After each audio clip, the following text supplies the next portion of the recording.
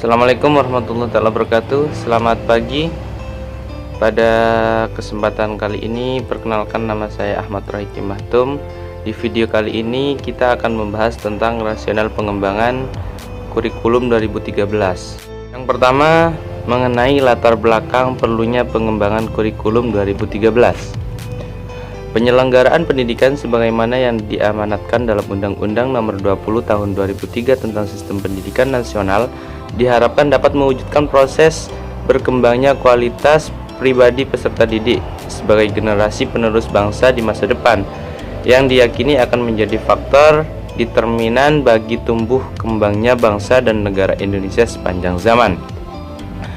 Kurikulum sebagaimana yang ditegaskan dalam pasal 1 ayat 19 Undang-Undang Nomor 20 Tahun 2003 adalah seperangkat rencana dan pengaturan mengenai tujuan, isi, dan bahan pengajaran serta cara yang digunakan sebagai pedoman penyelenggaraan kegiatan pembelajaran untuk mencapai tujuan pendidikan tertentu. Selanjutnya yaitu adalah rasional pengembangan kurikulum 2013. Pengembangan kurikulum perlu dilakukan karena adanya berbagai tantangan yang dihadapi. Di antara tantangannya yaitu ada tantangan internal, tantangan eksternal, tantangan pola pikir, dan tata kelola kurikulum. Tantangan yang pertama yaitu tantangan internal. Tantangan internal antara lain terkait dengan kondisi pendidikan dikaitkan dengan tuntutan pendidikan yang mengacu pada 8 standar nasional pendidikan yang meliputi standar pengelolaan, standar biaya, standar sarana prasarana, standar pendidik dan tenaga kependidikan, standar isi, standar proses, standar penilaian, dan yang terakhir standar kompetensi. Selanjutnya tantangan yang kedua yaitu tantangan eksternal.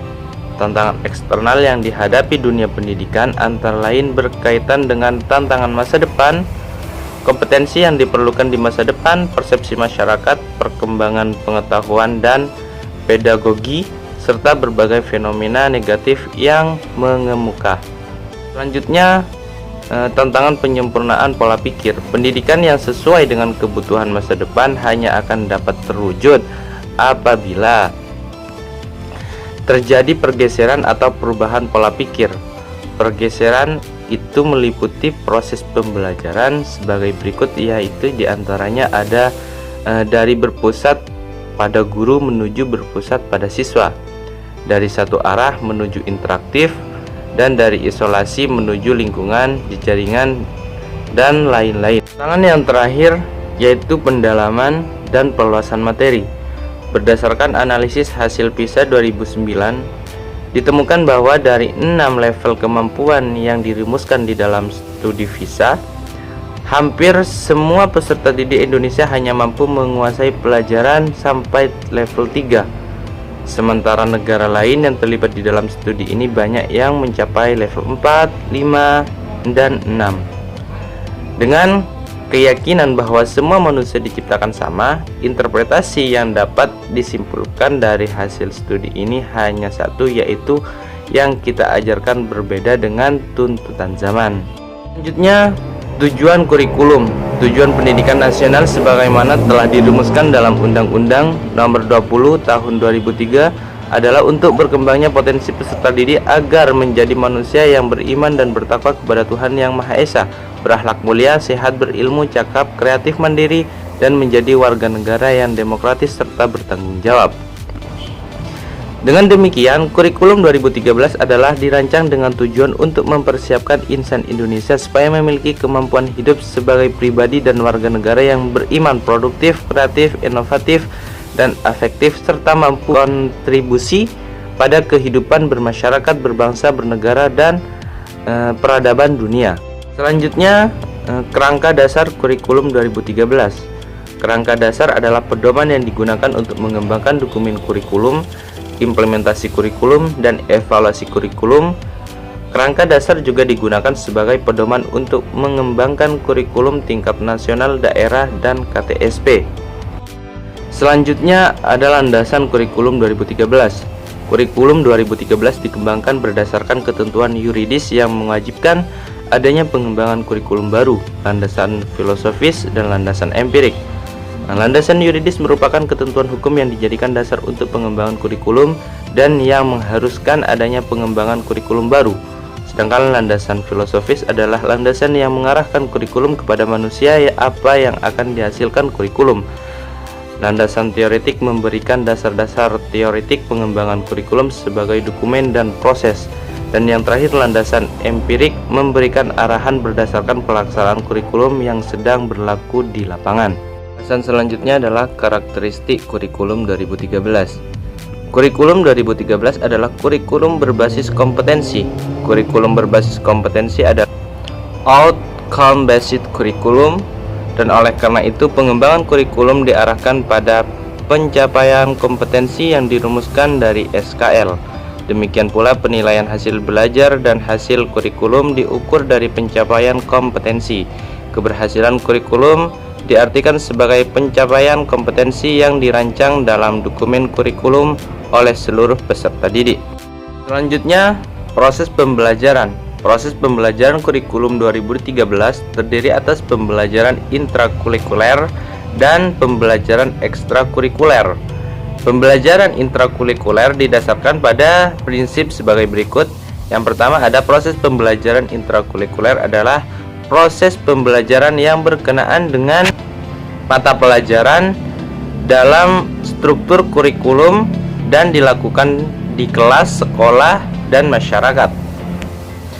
Sedangkan pembelajaran ekstrakurikuler adalah pembelajaran atau kegiatan yang dilakukan untuk aktivitas yang dirancang sebagai kegiatan di luar kegiatan pembelajaran terjadwal secara rutin setiap minggu. Kegiatan ekstrakurikuler terdiri atas kegiatan wajib dan pilihan seperti pramuka dan lain sebagainya. Selanjutnya ada prinsip pengembangan kurikulum 2013.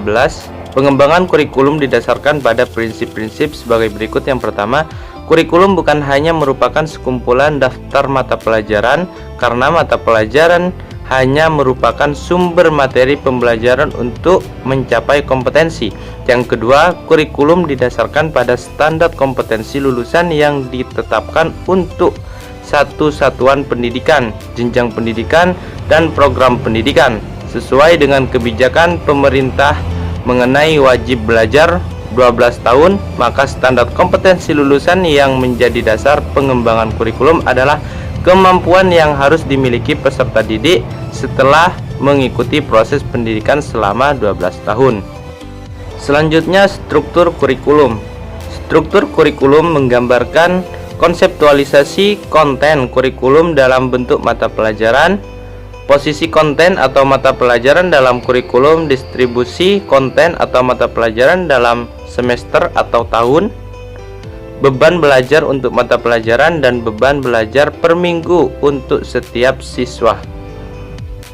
Salah satu contohnya struktur kurikulum pendidikan menengah atau SMA. Salah satu contohnya adalah struktur kurikulum pendidikan menengah atau SMA atau MA atau SMK atau MAK yang terdiri atas kelompok mata pelajaran wajib yang diikuti oleh seluruh peserta didik dan kelompok mata pelajaran peminatan yang diikuti oleh peserta didik sesuai dengan bakat, minat, dan kemampuannya. Adanya kelompok mata pelajaran wajib dan mata pelajaran peminatan dimaksudkan untuk menerapkan prinsip kesamaan antara SMA atau MA dan SMK atau MAK. Mata pelajaran wajib sebanyak 9 mata pelajaran dengan beban belajar 24 jam per minggu. Selanjutnya yaitu materi terakhir mengenai implementasi dan evaluasi kurikulum. Implementasi terdiri atas 3 bagian, yaitu ada pengembangan kurikulum 2013, yang kedua manajemen implementasi, yang ketiga strategi implementasi kurikulum. Selanjutnya ada pengembangan kurikulum 2013 pada satuan pendidikan.